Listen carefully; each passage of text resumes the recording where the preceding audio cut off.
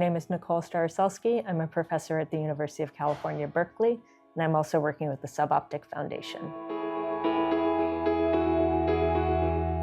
The objective of the Sustainable Subsea Networks project, which is the research funded by the ISOC Foundation, our objective is really to focus on enhancing the sustainability of subsea telecommunications cables, which currently support over 99% of transoceanic internet traffic.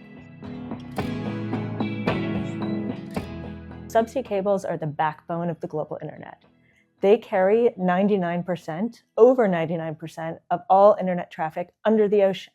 That means when you're sending emails or on a Zoom call, that signal, if you're talking to someone internationally, is likely going on the very bottom of the seafloor. Now, what our research does is we're looking at how sustainable are these systems. So our team is doing the first academic, peer-reviewed carbon footprint of a subsea cable to figure out where are the emissions generated, who are the emitters, how can we mitigate these emissions, but also what are the best practices that are already going on in the industry, who is the leader in sustainability of these obscure subsea cables that you may never have heard of. So the process was really interesting. First of all, we realized that subsea cables do not have a substantial carbon footprint. Somewhat surprisingly, from the outside, not a surprise to those in the industry, but from the outside, we've heard so much about data centers and internet infrastructure and how much of an impact it has. And so I think we were surprised that subsea cables sort of have a marginal impact compared to that sector. And as a result, it's really been sort of overlooked. Sustainability. Now, there are a lot of organizations that are really trying to push against that and to do sustainable work, but this is not the same as other tech sectors. It's not an industry that's very public. It doesn't really worry so much about publicity, except for when you're worrying about awareness. They're more concerned about people learning about undersea cables than they are worried about hiding their operations. So it's a very different kind of world to work in than, say, trying to work in making tech sustainable more generally.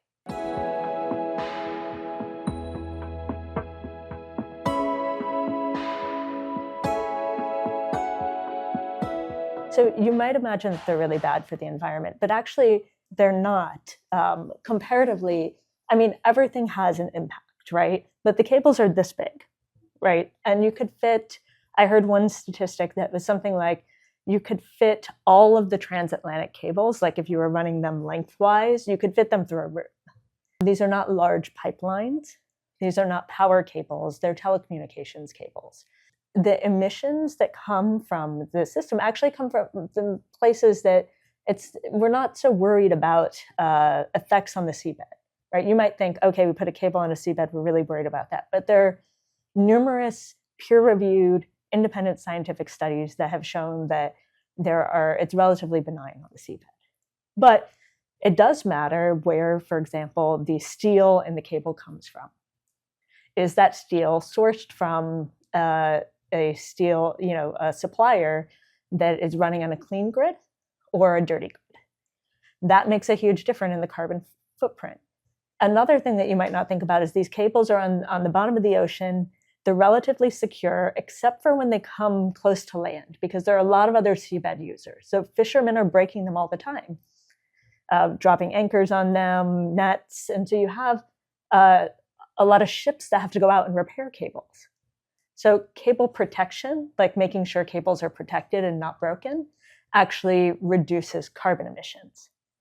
So when you actually dig into the industry and you talk to people, you realize that the sources of the emissions, even though they're not, as extensive as many other sectors, the sources of emissions are not where you would necessarily expect. And they're coming from an array of different places, and they can be mitigated in a lot of different ways that you might not think of at first thought.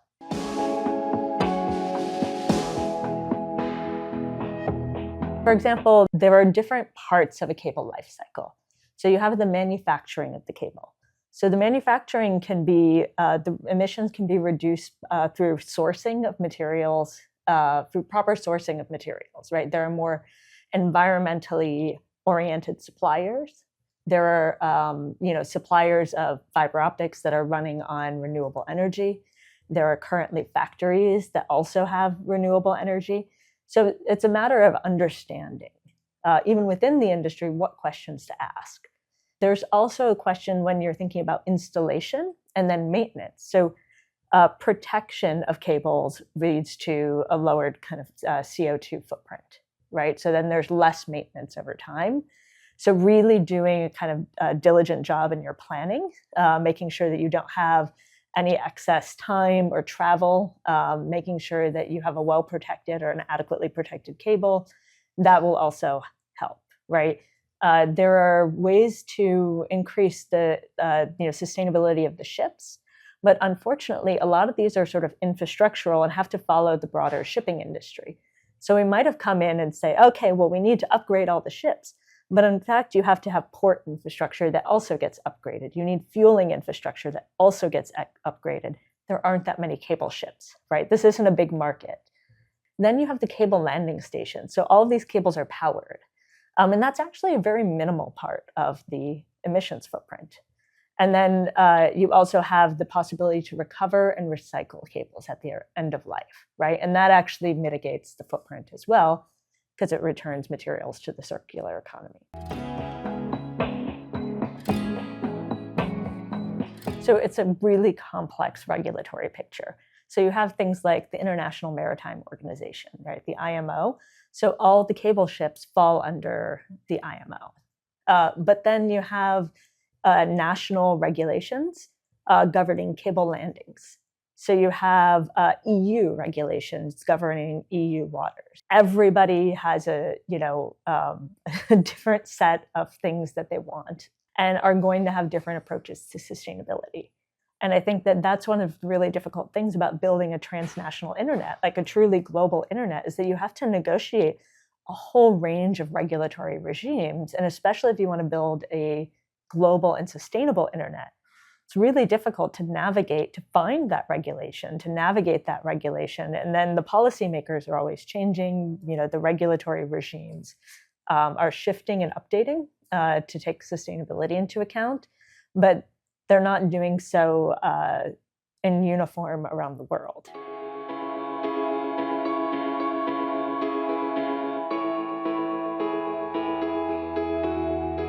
I think it's really important to put academic research into conversation with people who are working in practice, working in policy, working in industry. As an academic, I feel it's critical that my work has an effect, right? And that it doesn't end up in an echo chamber of academia, that it doesn't end up in a book that nobody reads. I want to put things into place in the world that will change something.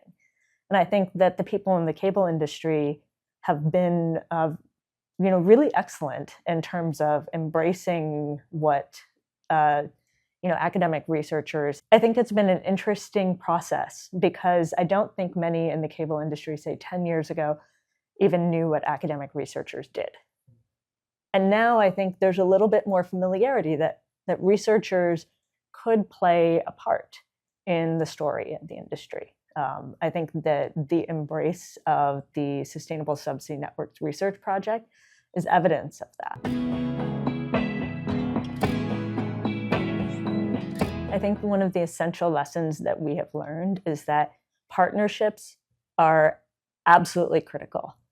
You have to develop partnerships and develop collaborations with companies across national borders. You have to talk to people.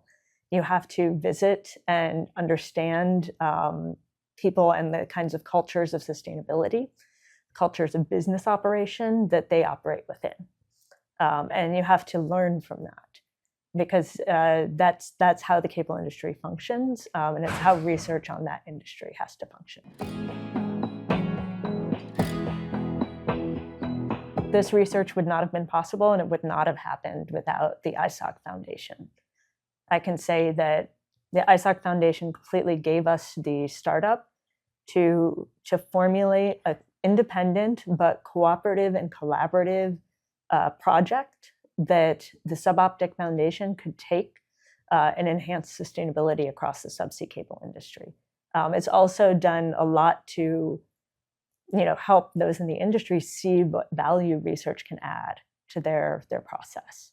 So I'm really grateful.